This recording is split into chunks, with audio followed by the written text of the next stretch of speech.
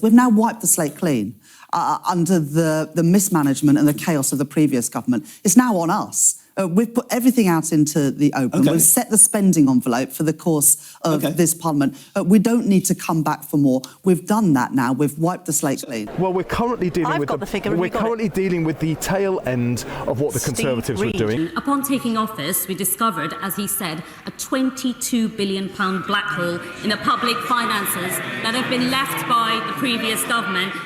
But coming into government, we've managed to get a grip of the situation we've inherited. To remind us of the dire inheritance that this government has faced. Spending commitment after spending commitment, absolutely no idea of how to pay for it. After the years of underinvestment and troop cuts, they were the ones that hollowed this out. They were the ones that reduced the size of the army. They were the ones that didn't spend what was necessary on defence. Like everything else they left in such a mess, we're clearing it up. Politicians of recent years have become addicted to shelling out for short-term sticking plaster solutions rather than making long-term economic plans. They were irresponsible then.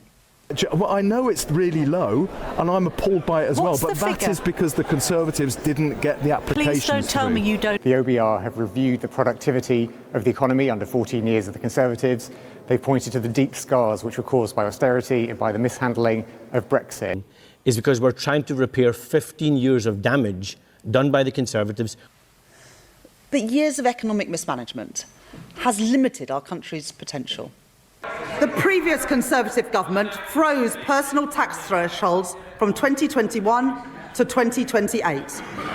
And today I will maintain all income tax and equivalent national insurance thresholds at their current level for a further 3 years from 2028. The truth is that previous governments have not adequately faced up to these challenges. Working people had been the ones that bore the brunt of the economic mismanagement of the previous government. I don't think it would be acceptable, after the 15 years of damage we've had for the Conservatives. Dealing with the aftermath of Liz Truss's disastrous mini-budget and the £22 billion black hole in the public finances left by the previous government. The smugglers have had a 6-year head start on us because of the neglect and incompetence of the previous Conservative government. Lots of tough decisions because of what you inherited, but we want to see the change which making those tough decisions enables. It's because the last government effectively gave up on processing asylum claims. We are inheriting a situation where we have a broken economy and public services on its knees. But we need to level with people and be honest about what we've inherited in terms of the personal allowance freezes, in terms of the dire state of public finances, in terms of the very difficult state of public services. Well, we inherited a huge mess in relation to pretty well all departments in government, and that includes the Home Office. But first, let me address the inheritance. I have repeatedly warned that whoever won the general election would inherit the worst set of circumstances since the Second World War. Shows the impact on productivity from the previous government. Well, look, I mean, I knew it'd be tough. I knew the inheritance was going to be pretty awful. It's worse than I thought in every respect. There was £22 billion missing from the economy.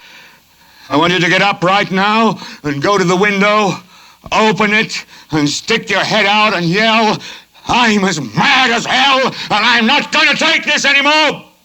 Stick your head out of the window, open it, and stick your head out and keep yelling and yell, "I'm as mad as hell, I'm not going to take this anymore!"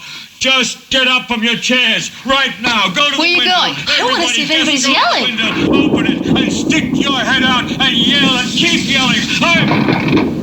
I'm mad!